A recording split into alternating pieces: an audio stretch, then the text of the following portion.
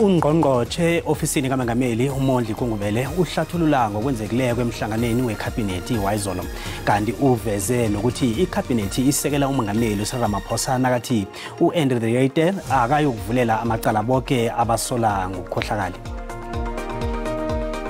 It doesn't make sense for classes to continue as usual. When there's no water, registration is still ongoing. Who must attend the class? Who must still continue to register? Who must go to class on an empty stomach? Who must attend the lecture? Who must not? Abafundi beYunivesithi eJohannesburg bavalethe indlela zeJohannesburg bachakalela ukusekelwa ngemali kuhloga amanzi kunye nokubulawa yindlala ngoba isekelo lemali alikho. Nabekathula inkulumo yekhabhinethi yayizolo ungqongqothe weofisi likaMengameli uMondli Kungubele ugandelele amagama wokuthi amaSewula Afrika kufanele abambisane ukwenzela ukwakha inaga engcono. uGungubele bekakhuluma namhlanje ePitori lapho bekahlathulula khona ngokuvikeleko kukhabhinethi nayihlangeneko. uGungubele uthome ngokukhumbuza amaSewula Afrika ngendaba yomtjhagalo. Wathi batsho wonke umuntu unelungelo lokungenela umtjhagalo kodwa nalokho kufanele kwenziwe ngendlela efaneleko nangokuthula kungabi nokuguruzela ukweniwa kwepahla nomthangalasisekelo.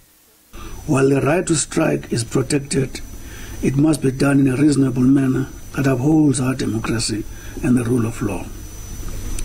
Cabinet reminds everyone that those who are planning to strike must do so in a peaceful manner and should refrain from any form of intimidation and destruction of infrastructure and properties. uGungubele uthi ikhabhinethi isekela uMengameli uSaramaphosa endabeni yokuba umphathi walokha kwaEskom uAndrew the Yater ukuthi abike insolo zobukhwabanisi bakwa Eskom emapholiseni begodu uthi amaphiko wezomthetho akulungele ukubopha bonke abantu abathindekako ebulelesini nebukhohlakalini kanti ubawe isitshaba ukuthi sivele ngaphambili nelwazi elihlobana nobelelesi nokukhwabanisa. Cabinet joined President Cyril Ramaphosa in his call for former Eskom CEO Andrew the Yater to report allegations of corruptions at Eskom to the police. Our crime-fighting institution stands ready to arrest and prosecute those who break the law. We call upon anyone with information related to crime and corruption to report what they know to the relevant law enforcement authorities. All of us are duty-bound to fight corruption and to the prescripts of the prevention and combating of corruption activities. Njengomana iSewula Afrika ibekwe ngaphasi kwehelo lenarha engasisekikizo nje kunenge kusafanele kwenziwe kanti uGungubele uthi urhulumende usebenza ngamandla ukuqinisa amahlelo wokulwa nokukhukhuthiswa kwemali enarheni le kunye nokulawulwa kwemali batlhorhipi. Government is committed to work swiftly to strengthen the effectiveness of its anti-money laundering and counter-terrorist financing regime. Uthi ikhabhinethi lamukele ngezandla zombili ivakatsho eliphumeleleko likaMengameli weUganda uYoweri Museveni eSewula Afrika pha ekupheleni kukaMhlolanja nonyaka nje. Ngombana kuleli vakatsho abomengameli ababili laba bakhulumisana ngendaba yomkhandlu wamabhizinisi ozokuletha amathuba okuhwebelana. Begodu lapho kutlikitlwe nencwadi zemvumelwano zokusisa ezithinda amahlongothi ambalwa kubalahlangana zevakatsho bukeli zokuthindana netechnology ukuvuselela isimilo kunye nokubekelelwa phambili kwabomma ilutsha nabantu abakhubazekileko. Cabinet welcome the successful state visit by His Excellency President Yoweri Museveni of the Republic of Uganda to South Africa on the 28th February 2023. During the visit, the two heads of state addressed a business forum and explored trade and investment opportunities. They also witnessed the signing of memorandums of understanding on a number of areas, which included, amongst others, industrial development cooperation, tourism, transport, communication technologies, correctional services, and women, youth and persons with disabilities. Ngehlangothini lezenzo zokukhahlumezana ngokobulili ungqongqotjhe uGungubele uthi urhulumende akakhambisani nezenzo zokukhahlumezana ngokobulili ezithuwelela kwezi begodu uthi baragela phambili nokuza namahlelo wokulwisana nendaba le njengokuthi urhulumende akhiphe imali ezokuqalana namacala okukhahlumezana ngokobulili begodu kube namaziko afana nabothuthuzela nabokhuseleka ekumaziko anikela ngezenzelwa kibongazimbi bokukhahlumezana ngokobulili begodu uthi urhulumende uhlome ibumbano phakathi kwenhlangano zomphakathi amabhizinisi neminye imikhakha ukuthi basebenzisane ekulwisaneni nezenzo zokukhahlumezana ngokobulili ezithuwelela kwezi. On the gender-based violence and femicide, government condemns the persistent cases of gender-based violence and femicide and continues to intensify its fighting through several interventions. These include extensive legal reform, the establishment of GBV Response Fund, and the support for Thuthuzela and Khuseleka care centers, which provide vital services for GBV survivors. Ngehlangothini lezempilo uGungubele uthi urhulumende unamahlelo wokusindisa isitjhaba nange ngenzeka kwehle ingogwane enye ngimabhubhisa ngelinye ilanga. On health, Cabinet welcomed the deliberations of the historic international medical countermeasures meeting that the country co-hosted under the theme Open Code Building Consensus for an Equitable and Sustainable Medical Countermeasures Platform for the Next Pandemic, close quotes. The meeting explored options to secure equitable access to life-saving vaccine, diagnostic and therapeutic for future pandemics based on the need and not on wealth. Umungu nekholera nazo zifakiwe emahlelweni kahulumende begodu zimenyezelwe njengezinye izinto eziyingozi khulukhulu ebantwaneni abangakajovelwa ukukhandelwa amalelo la. uGungubele uyelelise ababelethi nabantu abahlala nabantwana ukuthi baqinisekise ukuthi abantwana bajovile njengengcenye yejima lokujoviwa kwabantwana ephasini lonke bewabala namathayo womungu nekholera wayelelisa nabantu ukuthi kufanele benzeni ukukhandela ukurhatsheka nokuhagala kwamalelo amabili la. The measles outbreak poses a risk to children who are not immunized. Parents and legal guardians are urged to ensure that their children are immunized as part of the nationwide child immunization campaign. Measles symptoms include fever, red eyes, running nose, and cough, typically appearing before the characteristic rash. Following the recent rise in cholera cases, Cabinet urged citizens to be vigilant on any symptoms, which include diarrhea, dehydration, vomiting, and body weaknesses, spread mainly through polluted water or contaminated food. The public is reminded to boil water, cook food thoroughly, and practice basic hygiene of washing hands with soap and water to prevent transmission. Ungqongqotjhe uGungubele uba wamaSewula Afrika ukuthi avikele umthangalasisekelo wamanzi begodu abike zonke izehlakalo zokoniwa komthangalasisekelo lo emapholiseni.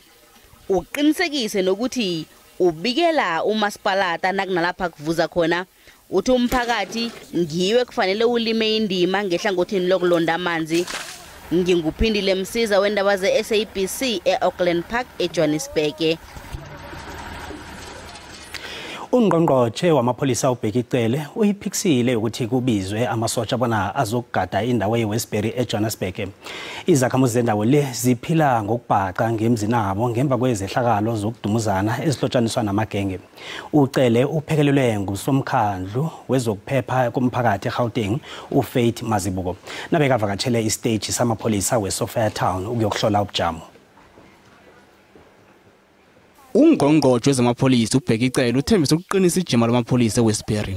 Kubulewe abantu ababili kwalimala abali-14 ngemva kokubulawa komsolo-sola ngokuba ngungqondongqondo ekuthengiseni indakamizwa iveke epheleleko ngeLesine. Ucele uthi amapholisa azokwethula ngendlela ezifana nezango-2018 zokuletha ukuthula endaweni le. Uthi amapholisa azokwenza ngakho konke ukufumana isisombululo esingunomphela. Kulindele kubona ungqongqotjhe ubuye godu endaweni le iveke ezayo ngeLesibili ukuyokumemezela ihlelo elikhethekileko lokuletha ukuthula. Gangsters are always involved. It could be low intensity, but there will be something that escalates at this level as it happened. Indeed, our information does tell us that after that shooting, it was expected that this happens. But the other information is that there is a lot of movement of gangsters from other parts of the country. To be more straightforward, is that there are people that have moved from Cape Town to create the new fiefdoms here. Maybe it is on that score that we must up our game as the police to make sure that whether you come from Cape Town or any other part of South Africa to be here, we need to deal with those. We need to deal with those matters. Those people, they must be removed and be arrested, which helped us in 2018. There are people that are doing many years here that were arrested during that period. So we'll have to pursue that, as I've said, that it was a working formula to pursue and make sure that we repeat. And those people that either they are originally from here or from other places, we find them.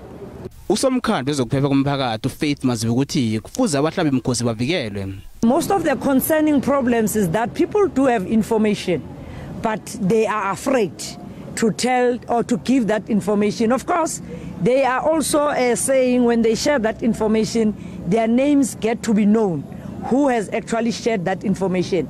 So I've agreed with Minister that we need to establish a format whereby anonymous information must come in without a person having to divulge his or her name, who is she or he, so that then police, through the crime intelligence, they're also able to follow up on that information and make sure that they do their work. But it is something that is concerning, but we wish to reassure members of the community, if you share information, please trust the police that they will keep that information as a confidential information, and they will not divulge who you are.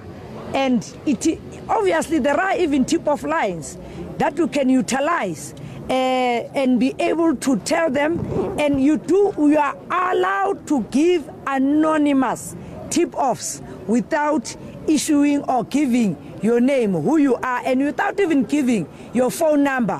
When you find information, utuluchitu and watch things happen. Wakathisi ubujamo bunzinzile endaweni le.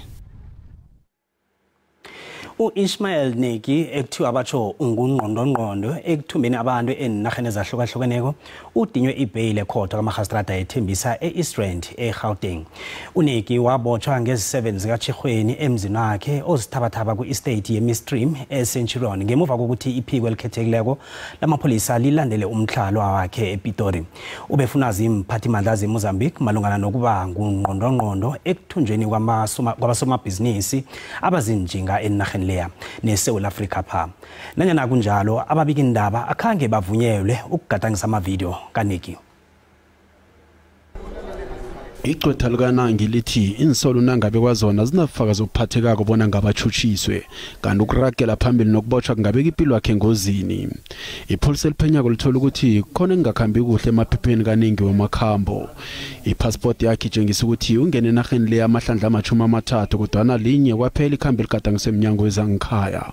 Unanga uthi yena akazibona kuba yini amakhambo akhe angakagadangiswa. In consideration the factors as mentioned in section 64, the court will have to consider in assessing whether the granting of bail to the applicant would be in the interest of justice.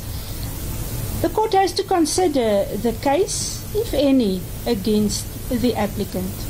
The court already referred to the case against the applicant, and the court gave the facts according to the requesting state. The applicant called a witness, Lourenco Eduardo Alberto Marcia, to testify regarding the case in the requesting state. If the aim of the applicant was to show or prove that the confession made by the accused in the requesting state does not exist, then the applicant failed. Iphiko lezokuthuthukiswa komphakathi iNPA lisamukele isahlulelo. Icaleli lithuliselwe mhla amalanga ali-12 ngoSihlabantangana ukufaka isibawo sokubuyiselwa kenye inarha. Kuvaleke indlela zonke ngenxa yeUniversity yeJohannesburg ecampusini yeAuckland Park. Abafundi bayachagala balilela ukusekelwa ngemali isikhwama esisekela ngemali NSFAS. Hlangana nokhunyeke abalila ngakho kuhlayela kwamanzi emacampusini abo. Abafundi beUniversity yeJohannesburg bavala indlela ukuveza inlilo zabo ngokusekelwa ngemali yeNSFAS. Bathi ukufunda nokufundisa kuthomile kabanye, abanye solo balilela ukuzihlolisela ukufunda, kanti nabafunda kwabo bafunda ngendlala, ukudla akukho. Most of the students that are here are NSFAS funded. Allowances have not come in. They have moved into residences from January already. We're in March. What are these students eating? How are these students going to classes? Firstly, without having showered. Secondly, without having eaten. We're in a situation where students are looking to us as the SRC, but we can't give them a resolution because UJ is failing to cooperate with us. Kandi bachakala nje mhlapha nje bebavala ama-office wezemali euniversity bafuna kuvunyelwa abafundi bona bazihlolise. Not too long ago, we had to shut down finance and students were able to register. Registration at UJ has been extended 4 times because of an issue of outstanding debt. But there's been no assistance from the institution at large. Registration was extended 4 times with an AOD, which is an acknowledgement of debt, of 50%, requiring students who come from poor backgrounds, who are NSFAS funded, to pay a 50% of their debt in order for them to be allowed back into the system. No black student can afford that right now. Uquluthi bazokuhlanganyela nabafundi beUniversity yeVets namanye ama-campus weUniversity weJohannesburg ngombana bonke baqalene nomraro munye. It's test week next week. People have not showered, returning students have not registered, NSFAS allowances have not been allocated by the institution. Students' frustrations have brought us to this place that we're in right now. We're going to move swiftly and we're going to join VETS eventually, but from now on, we're going to go and join APB because we understand that the frustrations that we're sharing here as APK are the same frustrations that APB is sharing. Kanti ukungezelela enlilweni zabo balila nangokuhlayela kwamanzi euniversity. It's not even about the national water crisis. Even if it was about that, UJ has boreholes that have pumps that are not operating. UJ has JoJo tanks that are empty. All of the backup power, or the backup water rather, is not assisting us. So even if it was a national water crisis, the boreholes are not sustaining anything. The JoJo tanks are not sustaining anything. So the areas in the vicinity have water. It's not even about the national water crisis. It's about UJ not affording the students the chance to have water. Konke lokhu kwenzeka nje amahlelo wokufunda nokufundisa ragela phambili. Abafundi bathi yonke into kufuze ijametsi bekufike la kulalelwa khona inlilo zabo bekusombulule nemraro baqalene nayo. It doesn't make sense for classes to continue as usual when there's no water, registration is still ongoing. Who must attend the class, who must still continue to register, who must go to class on an empty stomach, who must attend the lecture, who must not. Registration and classes at large must be put on hold until registration has concluded, until NSFAS allowance has been allocated, until water is flowing on this campus. Because we do not want to go to class when we have not showered, when we have not eaten. Uqaba uthi bakhulumisene neuniversity nebe NSFAS phambilini kodwa kwenziwa inthembiso ezingakaphumeleli bekube nje. Kanti bayokuphekelela incwadi yenlilo university. Ngingunontokozo Sikhosana wendaba ze-SABC eAuckland Park eJohannesburg. Njenganje ukuraga nendaba zabafundi sikhulumisana nosomkhulumi wakwa NSFAS uSilumezi Sikhosana. Akwande Sikhosana siyakwamukela endabeni zesiNdebele ku DTT. Akwande. Ukuriyada ngokubhadelelwa kwabafundi NSFAS kubange imchakalo eminingi njengesikhwama kubangelwe yini lokho na uqaleko? Kunezizathu ezimbalwa ezibangela ukuthi kube nokuriyada ekubhadelelweni kwabantwana. Uza kukhumbula ukuthi ke sithome ngabatsha ngoba kunama categories noma igaba zalabafundi kunalabo ebekade befunda siba funda from last year, then kunalabo abatsha. Mhlambe ke ngithome nje ngabatsha ukuthi kwesinye isikhathi into engariyadisa kungaba yini uthola ukuthi imphumela iphume nge20 zika January yaka matric, kodwa ke ekupheleni ka January thina bese sivalile ngalokho phakathi ka January kwe20 masiceda ukuthola imphumela esiyifunako ukuthi sikwazi ukuthatha isibawo somntwana sisise to the next level bengakatholakali.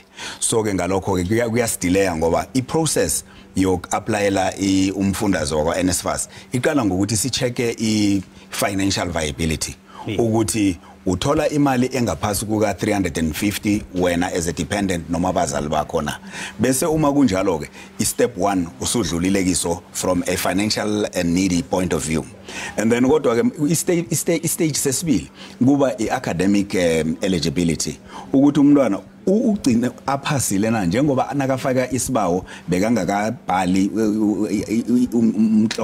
bekangakahloli mhlawumbe umlingo manje sekusikhathi ke sokuthi sazi ukuthi utlolile uphasile and then ithathe to the next level so ukufika kwale miphumela ukuriyada kwayo kwenza ukuthi sithi nathi ukuladelwa ngoba siphethe abantu abaningi for example imiphumela efika abantu abafake ibawo kuba about 1.6 million yabantu abafake ibawo zohelejwa manje lokho ke uyezwisisa ukuthi uma sesitholile lama applications athi la provisionally funded subject to ukuthi nathi sithole imiphumela yawo kumbereko omkhulu loyo and then kulaba ababuyele ema university noma ababuyelayo kukhona imininingwane ekufanele ukuthi siyithole from the universities and then ngoba sidila ngama universities noma ama institutions ay76 there is 26 universities and 50 TVET colleges.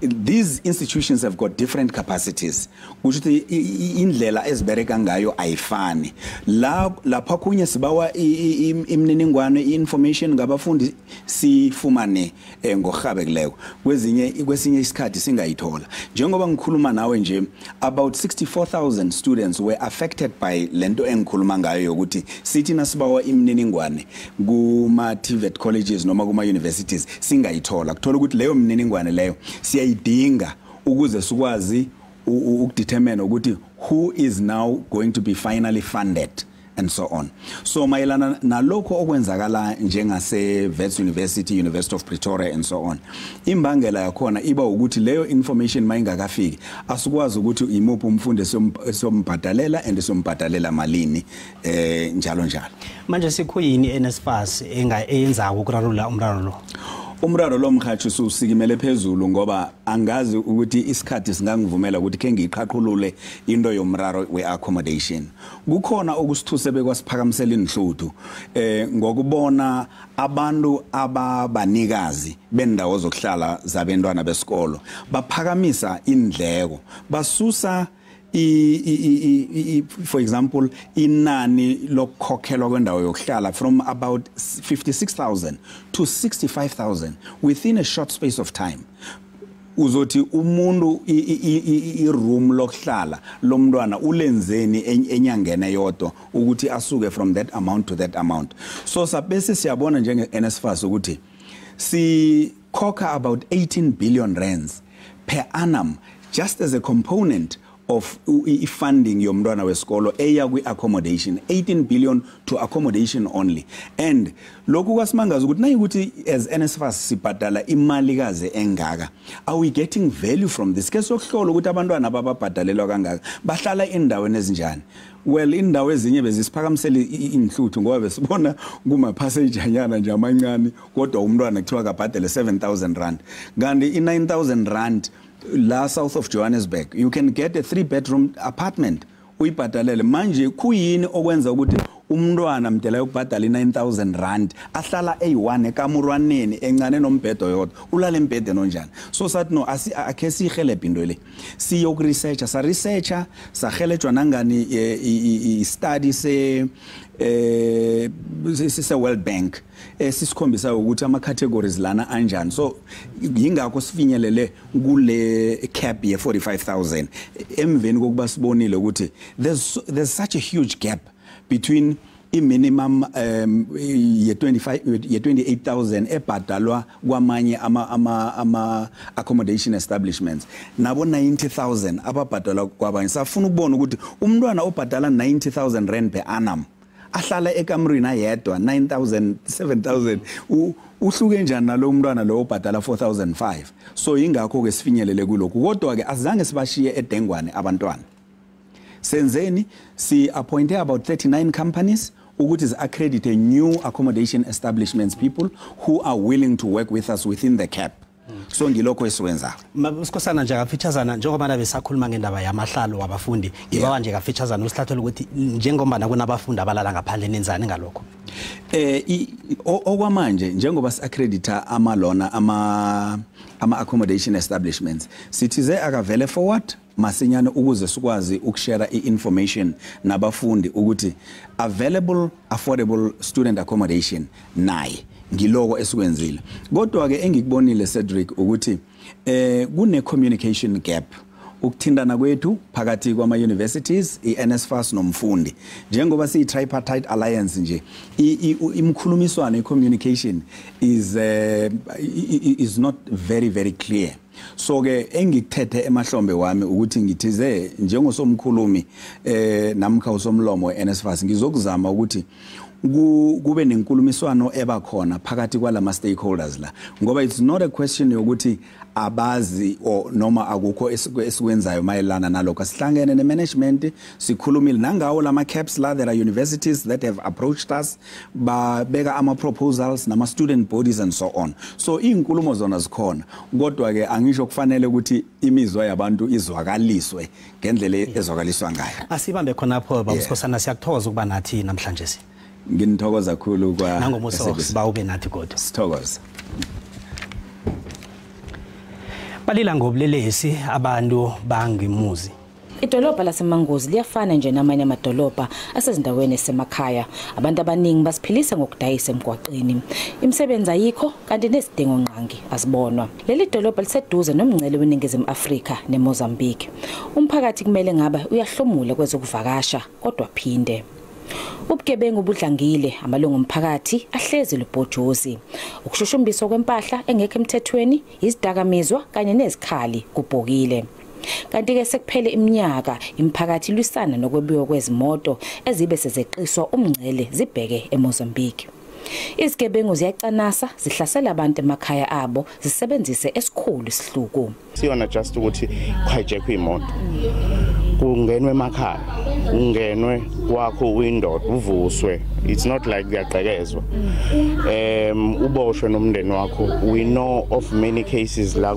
kwakufike ku rape umama nendodakazi phambi kwababa umphakathi ukhala ngokuthi uhulumeni uyishaya indivi isikhalo zawo I can tell you now these criminals are known by the police we know that they did this and jumped to Mozambique if they wanted to if they have the will to do justice they will talk to their counterparts and have those criminals repatriated to South Africa to face justice but there is no political will eminyakeni eyishumi edlule uhulumeni ujutsha amasosha namaphoyisa wathi awayokanisa kule ndawo ngo2018 SANDF yaletha amasosha kule ndawo umphumela kwabo ukutholakala kwezimoto ezintshontshiwe kwaboshwa nezinye isigelekeqe eziyingxenye yalobugebengu kodwa ke uqapha lomngcele ongamakilometer awu48 akuyona into elula bahlukumezeke iminyaka eminingi ngaphezulu kweminyaka ewu20 sekufike abo ngqongqoshe bamaphoyisa cishe bonke kwi-New Dawn kwi-New Democracy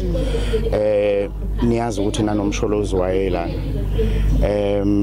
zonke inhlaka zikahulumeni kuyimanje nje indaba yama-New Jersey barriers ayilwela uJuda imile iJozini okuyidolobha elingumakhelwane weMangozi nalo lincike kakhulu kwezokuvakasha abantu kule ndawo baphinde basiphilise ngokudayisa imikhiqizo yezolimi kanti njengayo indawo yaseMangozi imigwaqo lapha yikho esimeni sokuthi ukhambe izimoto ezincane thola ukuthi komunye umuzi akusebenzi umuntu baphila ngayo le veni ukuze imayilayishela abantu impahla bakwazi ukuthola lawo masentanyana kukwazi ukondliwa imndeni iphile yingakho kusikhalisa ngoba imisebenzi kakhulukazi la emakhaya ayikho akufani nasemadolobheni ukunyuka kwezinga lobugebengu sekunomthelela ongemuhle ekuthuthukisweni kwalendawo yikho lokho kwenza babe nongabazani lokubuya bazosithuthukisa la emakhaya sizohleze nje sisenkingeni siloku sibheke uhulumeni nakuhulumeni imisebenzi njengoba ingekho yiyo ke lento egcina iziholele ekuthenini ke abanye bagcine sebangenela ukuba yigebengu ezintshontsha imfuyo hayi ngoba beqondile imisebenzi engekho uma bengekho abantu abazovula umsebenzi njengoba nohulumeni angenayo isimo sibheda sikanjena vele kugcina sokubaholela ekutheni bacabanga izinto eziningi emsakazo Ngo-2016 uhulumeni wesifundazwe wamemezela ukuthi uzofaka imali engango 50 million rand ukuze kwakhiwe udonga olubizwa ngama Jersey barriers emngceleni. Inhloso kwakuvimba izimoto ukuthi zingeqiswa umngcele ngokungemthetho. Kodwa ngo-2020 kwavela ukuthi lo msebenzi umile emva kokuthi inkampani yayinikwe wona yakhokhelwa u48 million yashaya yachitha. Uphiko lwe-Special Investigation Unit lobe seliqokwa ukuthi liphenye lolu daba, umbiko walo awukaphumi. Amalungu omphakathi athi lokhu kungesinye senqwabe yesithembiso sikahulumeni ezingafezwanga. Ezindabeni ze-SABC ngu-Iindaba eMangosi. Izakhamuzi zeThoyando eLimpopo zithwenyekile ngenzibi ezizele edrobheni langekhabo. Zithi ukungabutha kwenzibi ngomasipalata wethulamela kubeka impilo yabo engozini. Ngale kwalokho kusilaphaza imilambo nebhoduluko. Pheze zonke indlela zeThoyando zizela amaleyira alahlwako nemplastiki. Abathengi namabhizinisi wendawo akhodlelela iphunga elimbi qobe emalanga. Kanti mhlapha nje abasebenzi abathutha inzibi bangongoyile ngamakhondom asebenzisiwe kalahlwe konke nje. Izakhamuzi zona zithi umraro lo uneminyaka ukhona. Umasipalata usolwa ngokubhalelwa kubutha inzibi ngesikhathi. This place is dirty all over. When you go all over, it's dirty. We don't know what to do. We just sit just because of we don't know, nothing to say. It's all about dirty. Don't throw a condom while finishing to use it just because most of the people, they come here collecting their social grants for children. Some of children pick it up and play with the condom, which is not a health hazard, you see, to the community. Ezinye izakhamuzi sezizibuthela inzibi ngokwazo ngombana zidune kulinda umasipalata. Umalo weminyaka ema-60 ubudala uneminyaka engaphezulu kwemithathu abutha inzibi lapha. Recycling ikorithusa ngoririnei. Uthi bathethe isiqundu sokubana babuthe inzibi lapha ekuyinto abayenzela ukubona babe kubrotho etafuleni. Unachomini adoda upaburotho. Umchochozeli wezobhoduluko uthi kufanele kuhlele izinto ngefanele ukuthi kubuthwe inzibi eThoyando. The waste management issues in Thoyando and surrounding areas are now at a crisis level. It is quite a serious problem because from a town planning perspective, there is no master plan for these towns, which means that they are designed without any form of systems for the management of waste, especially the solid waste. Nakusenjalo umasipalata wethulamela uthi izakhamuzi ezingakafundiseki ngolahlwa kuhle kwenzibi. Uthi uhlela ukwenza amajima wokufundisa umphakathi ngokuphepha kwebhoduluko.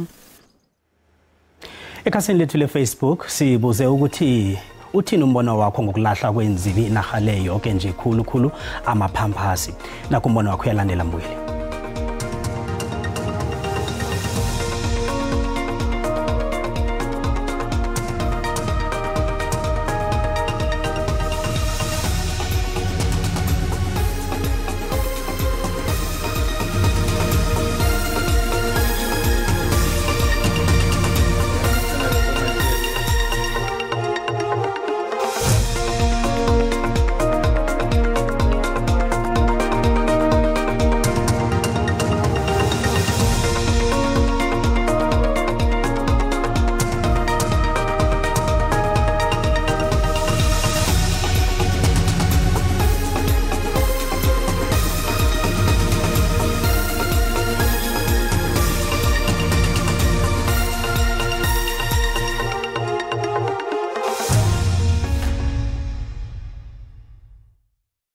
Sinenkinga eSouth Africa yamasonga ndlebe. Abantu balahla amaphamphasi ebusuku, idodi bayilahla ebusuku. Ungamkhalima emini mara ebusuku uzophinda futhi akulahla khona lapho. So sicalene nenkinga enkulu eSouth Africa. Umbuso wethu bayabona ukuthi nawo ubuthakathaka nabantu bakamasipala nabo basasebenzi ngendlela yokuzimisela. Bayakhamba dishela la kumnandi khona emini ngesikhathi sombereko. So umbuso wethu ubuthakathaka kakhulu. Umphakathi mawufundiswe ngehlanzeko ngombana ukuphefumula umoya onenisila kuyawubanga amagulo. Mina ngokwami umbono mhathi ngifisa ngathana ababilipi babantwana bakuphi imgodi nokho emakhaya mhathi ukuthi inzibi bazilahlele ngemgodini ukwazi ukuthi inarha le ihlale ihlanzekile mhathi ukuthi ngolosine of phakathi kweveke noma kuliphi ilanga mkhathi kube nelori ezokuthutha insibi nokho cobe kuyiveke. Uhulumende fanele bayafundise abantu baseMzantsi Afrika ukulahla nje inkunkuma ingadala izifo lonto nakumanzi asiwaselayo ngoba kakunetleyo bonke bomdaka buyongena emlanjeni uye kulamanzi siwaselayo. Umbono ngiwombukeli iSABC ayizokuthwasa umlando ukuziphendulela ngombono wombukeli. Iindaba zesiNdebele sizijamele azithatha ihlangothi. Umengameli we-Uganda uYoweri Museveni uvikele inarha yakhe ngokuyikhulumela esiqondeni sayo sokuvala iofisi lentshaba ezibumbeneko e-Uganda. Uthi beze nendlela abo yokubeka ilihlo bona amalungelo okuqinisekisa ukuthi amalungelo ayalandelwa. Museveni uhlabe ngamagama abukhali nenarha zetjingalanga ngokuhlaba kwazo iparlamente ye-Uganda ukulandela ukuphathisa kwayo umthetho oblingwa okungenzeka ube nomthelela omumbi ephasini emphakathini we-LGBTQI+ nabeka khuluma nomhleli wendaba ze-SABC zamazwe uSophie Mukwena uyithindile nendaba yokuhwebelana phakathi kweSouth Africa ne-Uganda nenkulumo yakhe abenayo emtatweni nomongameli we-Ukraine. Museveni bekasenarheni lekuzokuqinisekisa ubudlelwano bezokuhwebelana nepolitiki phakathi kwePitori neKampala. Leli vakatsho libakhona nje iUganda iqalene nokuhlatshwa ukulandela isiqondo sayo sokungavuseleli isivumelwano sokuba neofisi yentshaba ezibumbeneko kakommissionari ephakemeko yamalungelo obuntu ngemva kwekontraga yayo yeminyaka emithathu ephele ngomhlolanja wanonyaka. Museveni usivikele isiqondo eso. Once people know that you will make profit and supply goods, those are just software issues. Because what value do we get from blocking people or delaying them with the regulation? So rationality demand will remove them. They will be removed. This is because they were not highlighted. Like a visa, why do you constrain business people with visas? They should travel, they should get what we call multiple re-entry visa. I get a visa, I come back, I come whenever I want to. That's so logic will replace irrationality. This is because we have a Ugandan Human Rights Commission, which is mandated by the Constitution. So having others which are not part of our constitutional system is first of all unnecessary, but also diversionary, because some of the people may not know the difference. Instead of going to report to where action can be taken, they go to the UN. What can UN do in Uganda? They don't have the powers of enforcement. The ones who have the powers of enforcement are the Uganda National Human Rights Commission. So why divert attention of complainants with multiple points? Because for the ordinary people, they may not know the difference. Enye indaba ekugunako sibawo somthetho omlingo esifakweko esiphazamisa amalungelo omphakathi we-LGBTQI+. This is the mistake of Western countries. They are the ones who are provoking, because they are really, the English word is insufferable. You can't put up with their nonsense, because nobody concentrates so much on homosexuals, and nobody is hunting them. But because they come and want to force us to say homosexuality, oh yeah, that's how you get now a backlash. They are the ones who are provoking all this. Our attitude on homosexuality is that these are deviants. They are deviants from the normal. There is the normal, there is the deviation from the normal. But you don't kill. The deviation from normal is also part of nature. You can get somebody born with 6 fingers instead of 5. You can't kill him. But then you don't go around and say, oh, this one, the deviation is the normal. It is the provocation by the Western countries. Ukhulumile nangenkulumo yakhe umtato yamhlapha nomengameli we-Ukraine uVolodymyr Zelensky. Ipi ye-Ukraine ibangela ukukhuphuka kwentengo zokudla kunye nokuhlayela kokudla okufaneleke enarheni ezimbalwa ze-Afrika. Our talks were exploratory, but what I told him was that Uganda has no food problem, because we have a lot of food, but this is not the case with other countries, so still the problem remains. But I wanted him to know that there are some African countries which are strong economically.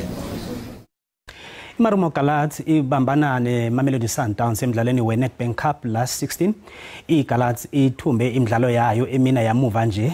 Lo mdlalo uthoma ngo6 etatawini leFreystata.